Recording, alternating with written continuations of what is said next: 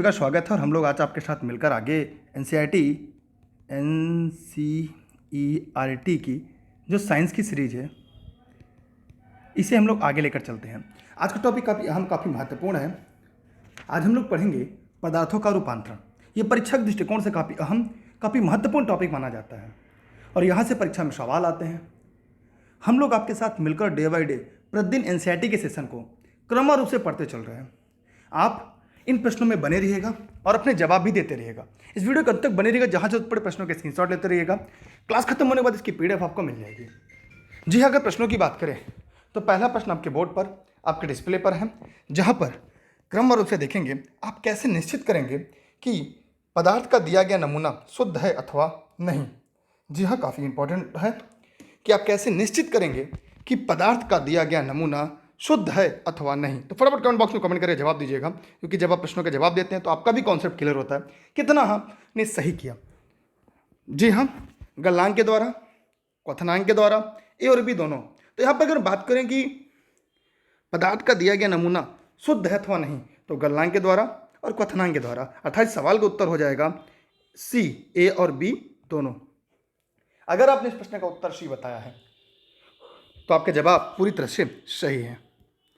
इसी के साथ हम बढ़ते हैं अगले सवाल की तरफ, अगले प्रश्न की तरफ, जो आपके सामने आपके डिस्प्ले पर है। अगला प्रश्न क्या रहा है? हमारे आसपास के पदार्थ परिवर्तित होते हैं किसके कारण? जंग लगने के कारण, मौसम के कारण, समय के कारण। सभी लोग जवाब दीजिएगा, जितने भी लोग इस सेशन में बने हैं इस एनसीईआरटी सीरीज में।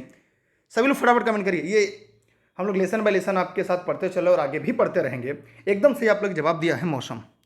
अगर आपने इस प्रश्न का उत्तर बी जवाब दिया है, इसका मतलब आपके उत्तर पूरी तरह से सही और राइट है। हम बढ़ते हैं इसी के साथ एक नए सवाल की तरफ, एक नए प्रश्न की तरफ। अगला है आपके सामने, लोहे में जंग किस कारण लगती है? सभी साथी जवाब देंगे हवा में उष्मा तथा हाइड्रोजन के कारण, हवा में नमी तथा हाइड्रोजन के कारण, हवा में नमी तथा ऑक्सीजन के कारण। इसमें से कोई नहीं। तो प्रश्न नंबर 3 का जवाब आप सभी साथी मित्रों को कमेंट बॉक्स में कमेंट के माध्यम से देना है। उम्मीद करते आप लोग इस प्रश्न का जवाब जरूर दे लेंगे। जी हाँ, एकदम से आप लोगों ने बताया है कि लोहे में जंग का जो कारण है वो हवा में नमी तथा ऑक्सीजन के कारण। मतलब इस प्रश्न का जो सही उत्तर होगा वो है आपका सी। अगर आपने सवाल का उत्तर सी बताया है तो आपका जवाब पूरी तरह से सही है। इसी के साथ हम बढ़ते हैं फिर से नए सवाल की तरफ, जो आपके सामने आ रहा है। हम लोग प्रश्न नंबर 4 को ध्यान से पढ़ेंगे। कह रहा है कि जीवाश्म ईंधन के जलने से उत्पन्न हाइड्रोजन सल्फाइड के प्रभाव के कारण चांदी का रंग कैसा हो जाता है? काला हो जाता है, पीला हो जाता है, भूरा हो जाता है। तो जितने भी साथी मित्र सेशन को पढ़ रहे हैं वे सभी साथी कमेंट सेक्शन में जाएंगे और कमेंट करके इस प्रश्न का जवाब जरूर देंगे। मैं आपसे बार बार कह रहा हूँ कि सीरीज, यह सेशन आपके परीक्षा के दृष्टिकोण से बहुत ही अहम, बहुत ही इंपॉर्टेंट है। अगर आप लोग सेशन के अंत तक बने रहेंगे, खासकर कॉपी कलम के साथ, ये सेशन आपके लिए काफ़ी महत्वपूर्ण हो जाएगा, खासकर जब भी हम परीक्षा की बात करेंगे। तो फटाफट अंदाज में सभी लोग जवाब दीजिएगा, जितने भी साथी मित्र इस वीडियो को देख रहे हैं। जी हाँ, प्रश्न नंबर 4 काला हो जाएगा। ए वाला जवाब यहाँ पे पूरी तरह से सही है। अगर आपने इस प्रश्न का उत्तर ए बताए हैं तो आपका जवाब पूरी तरह से सही और राइट है।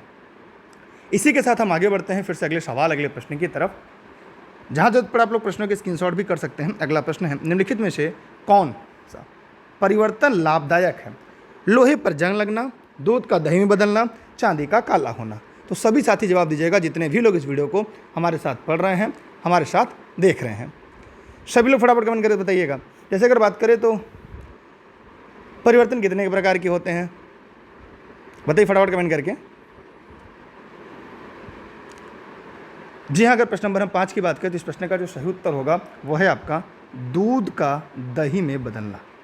ये क्या है? लाभदायक है, इससे तो फायदा हो रहा है ना। बाकी चांदी का काला होना नहीं है, लोहे पर जंग लगना से नहीं है। अच्छा, मेरा सवाल है, अगर लोहे में जंग लगता है तो उसका वजन बराबर रहता है, बढ़ जाता है कि घट जाता है? सभी लोग जवाब दीजिएगा, जितने भी लोग देख रहे हैं। जैसे कुछ परिवर्तन लाभकारी होते हैं, कुछ परिवर्तन हानिकारक होते हैं। लेकिन दूध का दही बदलना लाभकारी है, लेकिन लोहे पर जंग लगना हानिकारक है।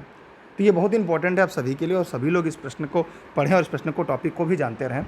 हम आगे चलते हैं अगले प्रश्न की तरफ, चाहे तो इसकी स्क्रीनशॉट रख लें। अगला है आपके सामने, शुद्ध जल प्राप्त करने के लिए कौन सी तकनीकी प्रयोग में लाई जाती है? आशमन, भंजन, छनन और क्षेपण। तो सभी साथी जवाब देंगे। प्रतिदिन क्लास इसी टाइम पे चलती है और आप सभी लोग इसी टाइम पे लाइव रहा करिए और अपने सभी मित्रों को इस वीडियो को शेयर कर दिया करिए और चैनल पर नए हैं सब्सक्राइब करके बेल आइकन दबाइएगा। ये निःशुल्क क्लास आप सभी के लिए है, देशित में राष्ट्रित में, तो सभी लोग फटाफट कमेंट करिएगा। जी हाँ, इस प्रश्न को उत्तर है, आप बताइए कमेंट करके। उससे हम कहते हैं आसवन।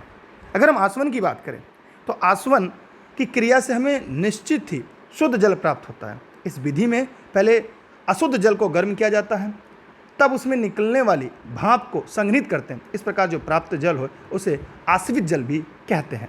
इसलिए इस प्रश्न का उत्तर क्या होगा? ए होगा। अगर आपने सवाल का उत्तर ए बताया तो आपके जवाब सही है। हम बढ़ते हैं नए सवाल की तरफ जो आपके सामने है। अगला प्रश्न आपके सामने कहता है, अशुद्ध पानी को उबालने और उसकी वाष्प को संघनन करने की विधि क्या कहलाती है? आसवन कहलाती है, भंजन कहलाती है, छनन कहलाती है और छेपड़ कहलाती है। देखिए, डेली क्लास के लिए आप लोग प्रतिदिन क्लास विजिट में आपके लिए लाइव चलती है।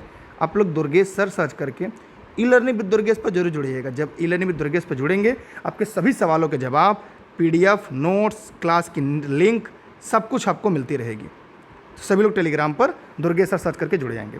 जी हाँ, मैंने अभी आपको बताया कि अशुद्ध जल को गर्म किया जाता है, तब उसमें से निकलने वाली भाप को संघनित करते हैं। इस प्रकार प्राप्त जल को हम क्या कहते हैं? आश्वित जल के नाम से जानते हैं। इसलिए सवाल का उत्तर क्या होगा? ए होगा। हम बढ़ते हैं फिर से नए सवाल, नए प्रश्न की तरफ जो आपके सामने आने वाला है। अगला सवाल आपके सामने कह रहा है, ताप जिस पर कोई ठोस तरल में परिवर्तित होता है कहलाता है क्वथनांक, गलनांक, वाष्प बिंदु। सभी लोग फटाफट कमेंट बॉक्स में जाएंगे और कमेंट करके इस प्रश्न का जवाब जरूर देंगे। आपके सामने है प्रश्न नंबर 8। जी, अगर हम प्रश्न नंबर 8 की बात करें तो यहाँ पर कई चीज़ें आपके सामने आती हैं। देखिए, यहाँ पर हम बात करें इसका, ताप जिस पर कोई ठोस तरल में परिवर्तित हो जाता है। गलनांक वह तापमान है जिस पर कोई ठोस तरल में परिवर्तित हो जाता है। अगर क्वथनांक की बात करें तो क्वथनांक वह तापमान है जिस पर कोई द्रव उबलना प्रारंभ होता है। इस पर उबलता है, इसमें तरल में परिवर्तित हो जाता है। ये दोनों बातें आप तो जानते हैं। जैसे जल का गलनांक जो है, अगर जल की बात पूछा जाए, जल अगर मैं बात करूँ जल का, तो जो क्वथनांक है इसका, अगर हम क्वथनांक की बात करें, क्वथनांक, जल का क्वथनांक और गलनांक, अगर हम जल की क्वथनांक की बात करें तो क्वथनांक इसका 0 डिग्री सेल्सियस है। लेकिन क्वथनांक इसका है जो वो है 100 डिग्री सेल्सियस। इसका जो क्वथनांक है वो 100 डिग्री सेल्सियस, लेकिन गलनांक क्या है? इसको 0 डिग्री सेल्सियस है। अगर हम कपूर की बात करें, क्योंकि यहाँ से सवाल आपकी परीक्षा में आता है, अगर कपूर की बात करें तो इसका जो क्वथनांक है वो 209 डिग्री सेल्सियस है। 209 डिग्री सेल्सियस, वो भी कैसे? ऊर्ध्वपातन। बहुत इंपॉर्टेंट है, ये पूछा जाता है सभी के लिए। ऊर्ध्वपातन। लेकिन अगर इसी गलनांक की बात करें कपूर की तो 176 डिग्री सेल्सियस है। तो यहाँ से कुछ चीज़ें ऐसी हैं जो पूछी जाती हैं। एक मैग्नीशियम का पूछा जाता है कई बार। देखिए, मैं यहाँ पे लिखवा दे रहा हूँ कुछ जो इंपॉर्टेंट है आपके लिए परीक्षा के लिए। यहाँ पे है मैग्नीशियम। जब हम मैग्नीशियम की बात करते हैं तो इसका 1120 डिग्री सेल्सियस है क्वथनांक, लेकिन गलनांक की बात करें तो 651 डिग्री सेल्सियस है। ऐसे परीक्षा में पूछा जाता है। एल्युमिनियम का अगर हम देखें, एल्यूमिनियम, अगर हम एल्यूमिनियम की बात करें तो एल्यूमिनियम का जो है 2300 डिग्री सेल्सियस है क्वथनांक, 2300 डिग्री सेल्सियस है। लेकिन हम इसकी गलनांक की बात करें तो ये 660 डिग्री सेल्सियस है। तो ये आप चाहें तो याद कर लें, चाहे तब इसकी स्क्रीनशॉट रख लें, आपकी मर्जी। वैसे इस वीडियो को शेयर जरूर करिएगा। ये निःशुल्क क्लास आप सभी के लिए देशित में और राष्ट्रित में है। अगला है टॉपिक, वह ताप जिस पर कोई तरल उबलना प्रारंभ होता है। वाष्पांक कहलाता है, गलनांक कहलाता है, क्वथनांक कहलाता है। अभी हमने इस प्रश्न को बताया है, अभी इस टॉपिक को मैंने बताया, अब इसका जवाब दे लेंगे। उसे क्वथनांक कहते हैं। उसे हम क्या कहते हैं? क्वथनांक कहते हैं। ठीक है। ये कोई भी शुद्ध पदार्थ अपने निश्चित तापमान पर पिघल जाता है, इसलिए पदार्थ के गलनांक की सहायता से उसकी शुद्धता का आकलन किया जाता है। अशुद्ध युक्त पदार्थ अपने निश्चित तापमान से कम पर ही प्राय पिघल जाते हैं। तो ये बहुत ही इंपॉर्टेंट, आप चाहें तो जानते रहें, वैसे स्क्रीनशॉट भी रखते हैं। चलिए, इस प्रश्न का उत्तर क्या होगा? सी। हम आगे बढ़ते हैं। अगला सवाल आपके सामने, पानी का क्वथनांक क्या है? प्रश्न नंबर 10 का जवाब सभी लोग देंगे। पानी का क्वथनांक क्या है? जी हाँ, अभी हमने इसकी बात की थी, जल का क्वथनांक क्या है। तो जल हो गया, पानी हो गया, तो आपको यही बताना है। इसका जो क्वथनांक है एकदम सही आप लोगों ने जवाब दिया है, 100 डिग्री सेल्सियस है। मतलब सवाल का उत्तर क्या होगा? बी। लेकिन गलनांक की बात करें तो 0 डिग्री सेल्सियस। क्या है इसका गलनांक? इसका 100 डिग्री सेल्सियस है। तो ये आपकी परीक्षा में हमेशा काम आएगा, इसलिए हमेशा इसको रट कर रखिएगा। ठीक है, हम आगे चलते अगले सवाल की तरफ। अगला है मैग्नीशियम का गलनांक क्या है? अभी हमने मैग्नीशियम के गलनांक की बात की, तो मैं उम्मीद करता हूँ आप लोग फटाफट इस प्रश्न का जवाब दे लेंगे कि मैग्नीशियम का गलनांक क्या है। 660 degree Celsius, 651 degree Celsius, 209 degree Celsius या 1120 डिग्री सेल्सियस। तो एकदम आपने सही बताया, 651 डिग्री सेल्सियस। अभी आज के सेशन में हमने आपको बताया, आपको पढ़ाया। इसकी थियरी के session e-learning with Durgesh app पर जाएंगे, वहाँ डे बाई डे आपको आपके सब्जेक्ट के हिसाब से पूरा कंप्लीट मिल जाएगी, जहाँ पर आप इसकी अच्छी तरह से तैयारी कर सकते हैं। हम इसी के साथ और आगे बढ़ते हैं अगले सवाल की तरफ, अगले प्रश्न की तरफ।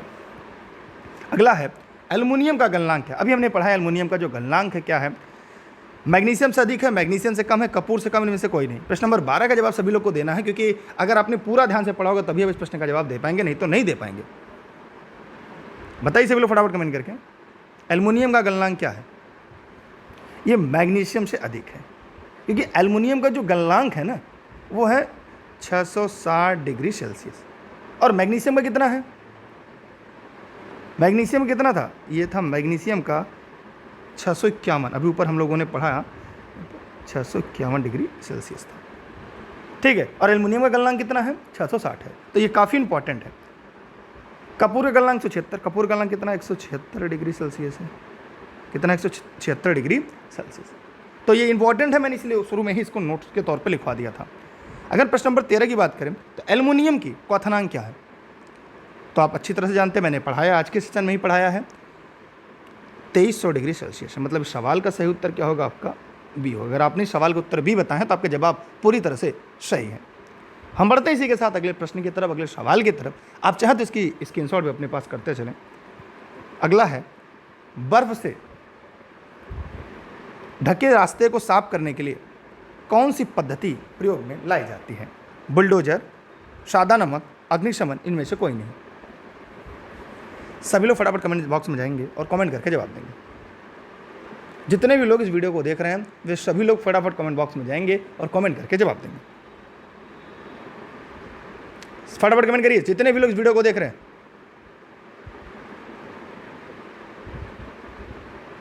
चलिए यहाँ पर अगर बात करें, इस प्रश्न का उत्तर होगा सादा नमक। माने बर्फ से ढके रास्ते को साफ करने के लिए सादा नमक प्रयोग में लाया जाता है। ये बहुत ही इंपॉर्टेंट है। नमक का क्या होता है? अच्छा बताइए, NaCl क्या है? इसका जवाब आपको कमेंट बॉक्स में देना है, जितने भी लोग हमारे साथ सेशन को बने हैं, जितने भी लोग इस वीडियो को देख रहे हैं, ठीक है। सभी लोग फटाफट कमेंट बॉक्स में जाएंगे, कमेंट करके बताएंगे। हम आगे चल रहे अगले प्रश्न की तरफ। प्रश्न नंबर 15 आपके सामने है। एक अशुद्ध पदार्थ प्राय पिघलता है। अभी ऊपर हमने बताया कि अशुद्ध पदार्थ पिघलता है, लेकिन कोई भी शुद्ध पदार्थ अपने निश्चित तापमान पर पिघल जाता है। इसलिए पदार्थ के गलनांक की सहायता से उसकी शुद्धता का आकलन करते हैं। लेकिन जो अशुद्ध होता है ना, वो पदार्थ, अशुद्ध पदार्थ अपने निश्चित तापमान से कम पर ही पिघल जाता है। इसलिए अगर प्रश्न नंबर 15 की बात करें तो मानक गलनांक से कम तापमान पर ही पिघल जाता है। इस प्रश्न का उत्तर होगा बी, मानक गलनांक से उच्च ताप पर। अगर कोई भी शुद्ध पदार्थ अपने निश्चित तापमान पर पिघल जाता है, मानक गलनांक के बराबर ताप पर पिघलता है, तो उसे क्या कहते हैं? शुद्ध कहते हैं। वो हो जाएगा आपका शुद्ध पदार्थ, ठीक है। लेकिन अशुद्ध पदार्थ क्या होगा? मानक गलनांक से कम ताप में ही पिघलने लगता है। हम बढ़ते हैं प्रश्न नंबर 16 की तरफ। शुद्ध सोने का गलनांक कितना है? प्रश्न नंबर 16 का जवाब दीजिएगा। 206, 606, 306, 1063 डिग्री सेल्सियस।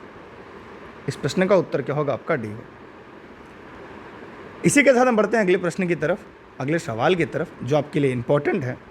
आप लोग वीडियो को शेयर कर दीजिए। बर्फ का गलनांक कितना है? बर्फ का गलनांक 4 डिग्री सेल्सियस, 100 डिग्री सेल्सियस, यहाँ पर होगा 0 डिग्री सेल्सियस, ठीक है। 4 डिग्री सेल्सियस क्या है? जल का सर्वाधिक घनत्व, सर्वाधिक घनत्व होता है 4 डिग्री सेल्सियस पर। इसलिए जब समुद्र या झीलों की बात करें, जब झीलों के ऊपर बर्फ जम जाता है तो मछली नीचे चली जाती है, क्योंकि जल के जो झील के जो तली का जल होता है उसका तापमान 4 डिग्री सेल्सियस होता है। प्रश्न नंबर 18 की बात करें तो कह रहा है बर्फ में पोटेशियम नाइट्रेट मिलाने पर इसके तापमान को कम कर सकता है। कितना? 3 डिग्री सेल्सियस तक, माने 6 डिग्री सेल्सियस तक, 5 डिग्री सेल्सियस तक माइनस 60 डिग्री सेल्सियस तक। 18 जवाब सभी लोग दीजिएगा। जी हाँ, एकदम सही आप लोगों ने बताया है, 3 डिग्री सेल्सियस तक। मतलब सवाल का सही उत्तर क्या होगा? ए होगा। आप इसे जहाँ जरूरत पड़े लिखते चलिएगा, चाहे तो आप इसे अपने स्क्रीनशॉट के तौर पर भी रख सकते हैं। इसकी पीडीएफ आपको टेलीग्राम पर मिल जाएगी, ई लर्निंग विद दुर्गेश के फेसबुक पेज पर। शर्करा को गर्म करने पर यह परिवर्तित हो जाता है। सभी लोग जवाब दीजिएगा। और ऑनलाइन क्लास और नोट्स संबंध अगर कोई जानकारी इस नंबर पर व्हाट्सएप करके जानकारी ले सकते हैं। मेरे द्वारा सभी क्लासेज आप सभी के लिए निःशुल्क देशहित में राष्ट्रहित में चलते हैं। शर्करा को गर्म करने पर परिवर्तित हो जाता है। सभी लोग जवाब दीजिएगा। जल तथा हाइड्रोजन में, जल तथा कार्बन में, कार्बन तथा हाइड्रोजन में, इनमें से कोई नहीं। सभी लोग जवाब दीजिएगा, जितने भी लोग इस वीडियो को देख रहे हैं। जी हाँ, इस प्रश्न का उत्तर एकदम सही आप लोगों ने दिया है। जल तथा हाइड्रोजन, जल तथा कार्बन, कार्बन तथा हाइड्रोजन, तो जल तथा कार्बन में। किसमें? जल तथा कार्बन में। ठीक है, आगे बढ़ रहे हैं अगले प्रश्न की तरफ। यहाँ तक किसी को डाउट हो तो पूछ सकता है। अगला है, विधि जो रासायनिक परिवर्तन करती है क्या कहलाती है? रासायनिक अपक्रिया, संयोजन अपक्रिया, वियोजन अपक्रिया। सभी लोग जवाब दीजिएगा, जितने भी लोग इस वीडियो को देख रहे हैं। जी हाँ, रासायनिक परिवर्तन करती है क्या कहलाती है? एकदम सही आप लोगों ने बताया। उसे हम रासायनिक अपक्रिया कहते हैं। उसे हम क्या कहते हैं? रासायनिक अपक्रिया कहते हैं। अगर रासायनिक अपक्रिया की बात करें तो उसके कई प्रकार होते हैं। संयोजन अभिक्रियाएं, अपघटन अभिक्रियाएं, विस्थापन अभिक्रियाएं, उदासीनीकरण अभिक्रियाएं, रेडॉक्स अभिक्रियाएं, तो ये बहुत सारी होती हैं। एक आता है संयोजन अभिक्रिया किसे कहते हैं? तो संयोजन अभिक्रिया जान लीजिए। इस अभिक्रिया में 2 अभिकारक संयोजित होकर एक उत्पाद बनाते हैं। लोहा तथा सल्फर के संयोजन में आयरन सल्फाइड बनता है जैसे। ठीक है। वियोजन अभिक्रिया क्या होती है?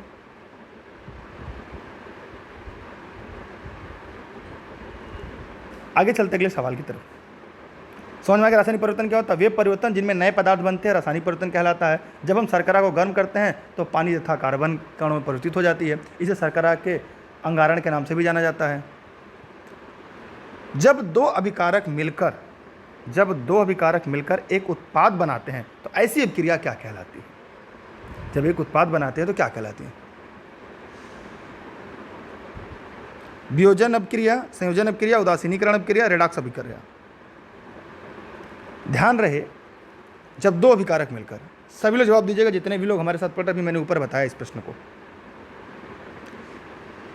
2 अभिकारक संयोजित होकर एक उत्पाद बनाते हैं, उसे हम संयोजन अभिक्रिया कहते हैं। जैसे लोहा तथा सल्फर के संयोजन से आयरन सल्फाइड बनता है। यहाँ पर हो जाएगा संयोजन अभिक्रिया। मतलब सवाल का उत्तर हो जाएगा आपका बी। ठीक है, क्या हो जाएगा आंसर? बी। हम चलते हैं आज के अगले प्रश्न की तरफ। प्रश्न नंबर 22। समीकरण 2H2O2 में 2H2O + O2 है, क्या है? कमेंट सेक्शन में जाइएगा, कमेंट करके बताइएगा। जितने भी लोग इस वीडियो को देख रहे हैं वे सभी लोग बताइएगा। बताइए सभी लोग फटाफट कमेंट करके। सभी लोग फटाफट कमेंट करिएगा। देखिए, अपघटन अभिक्रिया। इस अभिक्रिया में अभिकारक 2 उत्पादों में विघटित हो जाता है।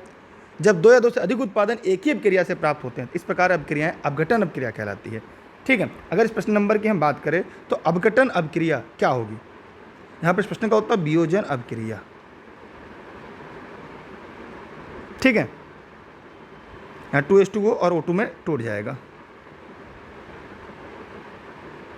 हम आगे बढ़ते हैं अगले प्रश्न की तरफ आपके साथ मिलकर। अगला है आपके सामने 23। Zn + 2HCl समीकरण बन रहा है। ZnCl2 + H2O एक क्या है?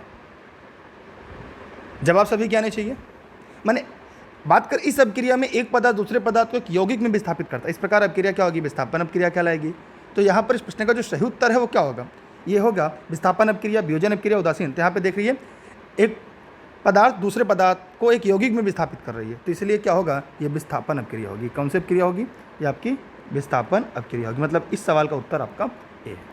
हम इसी के साथ आगे बढ़ रहे हैं अगले सवाल की तरफ, अगले प्रश्न की तरफ। अगला है प्रश्न नंबर 24। Fe2O3 + 3CO समीकरण बन रहा है 2Fe प्लस 3CO2। एक क्या संयोजन अपक्रिया है, वियोजन अपक्रिया है, रेडॉक्स अपक्रिया है। 24 का जवाब सभी लोग दीजिएगा जितने भी लोग इस वीडियो को देख रहे हैं।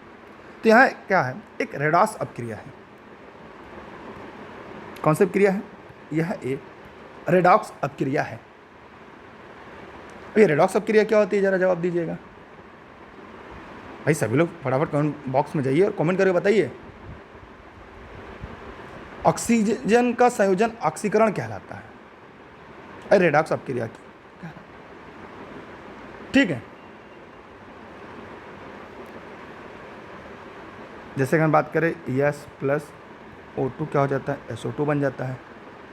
अगर हम हाइड्रोजन की वियोजन ऑक्सीकरण की बात करें तो CH4 से C प्लस 2H2 बन जाता है।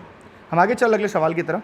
देखिए ये आज का आखिरी सवाल है, उदासीनीकरण अपक्रिया नमक के साथ क्या देती है?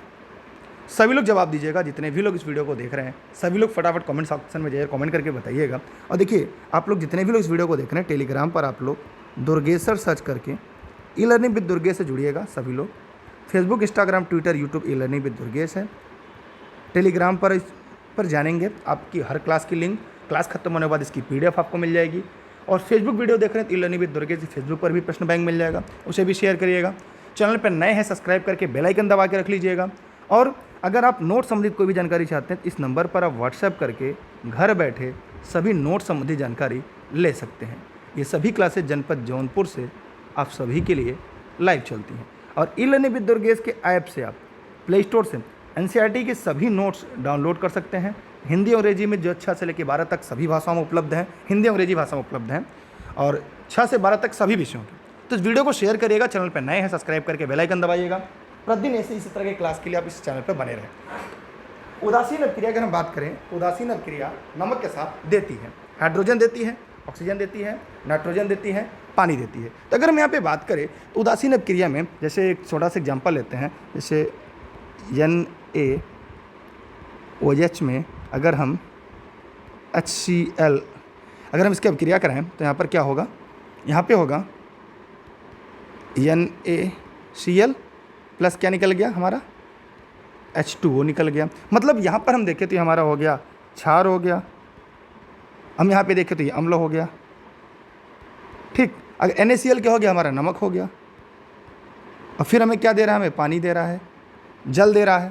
तो अब हमें अपने आप निकलेगा उदासीनीकरण के लिए नमक के साथ क्या देती है, पानी देती है, H2O देती है। तो यहाँ पर हमें क्या देती है, H2O देती है। मतलब इस सवाल का उत्तर क्या होगा, D। अगर आपने सवाल का उत्तर D बताया है तो आपके जवाब पूरी तरह से सही है। आप लोग इस वीडियो को अपने सभी साथी मित्रों तक पहुँचाएगा, सभी साथी मित्रों को शेयर करिएगा।